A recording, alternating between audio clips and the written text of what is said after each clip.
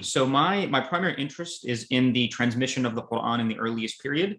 And that takes the form of, two things. So one is the written transmission, so Quranic manuscripts, and the other is oral transmission, so the qira'at.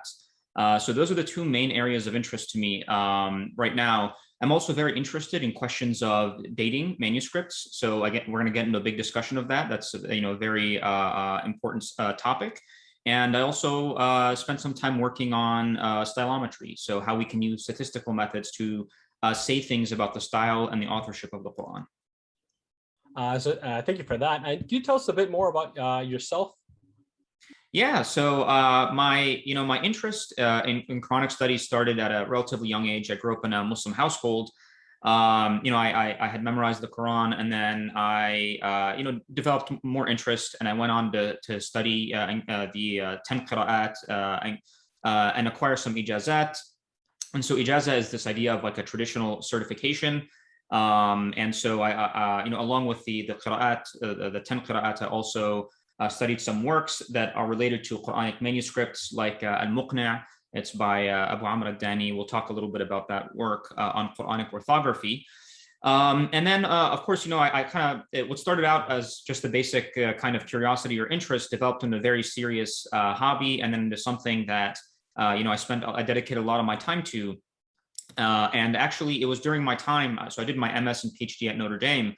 It was during my time there when I actually, befriended Gabriel Reynolds, who I consider my mentor and friend, of course. And, he really kind of convinced me to, he felt that my research interests were very serious, and he kind of convinced me to start, writing papers and publishing them and presenting at academic conferences.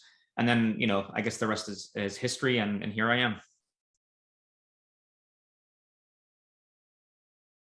So to answer the second question first, I would say like in the first maybe 2-3 centuries, you'd be hard pressed to find a single manuscript that actually conforms exactly to one of the 10 canonical readings as we have them. The only exception to that, I would say, is potentially Abu Amr.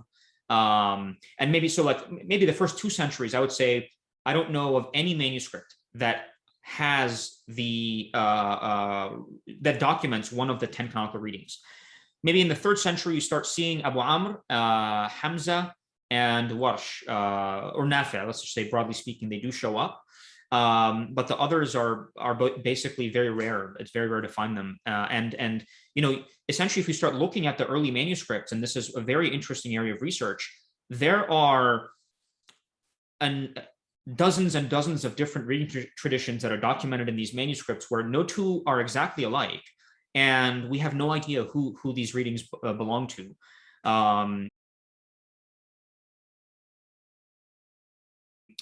will say one thing. So it does sort of give additional context to this narrative that Ibn Mujahid felt that the proliferation or the explosion of different reading traditions, it got sort of too far, and it sort of, he wanted to rein it in. You are establishing, this is the new religion. You are establishing a new government. You need a constitution, and you can't just like have 50 different versions of one divine text. You need to limit these variants. So this man came, Ibn Mujahid, which is in the title, and he compiled a book which is called The 7 Readings, As-Sab'a fil Qira'at. And he said, well, out of those 50 plus different systems of recitations, I'm going to limit myself to only 7. And his canonization, this is a canonization process where he neglected the 43 different systems, and he chose 7 systems because of different criteria that we are still trying to figure out. But what helped him is that he was politically connected. So he actually was connected with the court, and he forced people who did not follow his system to actually go to prison. So there were other reciters and other scholars who disagreed with him, and they said, no, why are you limiting yourself to those 7? And he said, well, this is my opinion, you have to follow me. He was connected with the Wazir, Ibn Muqla, by the time.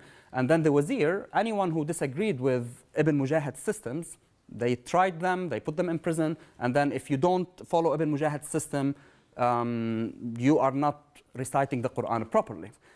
Now, I will say, it is just because there are dozens of different reading traditions, it doesn't mean that every single word has a dozen different ways of reading it. it seems that, or the best way I can describe it is there are different pools of variants from which people draw. So there's kind of like this, they're cycling through the same variants.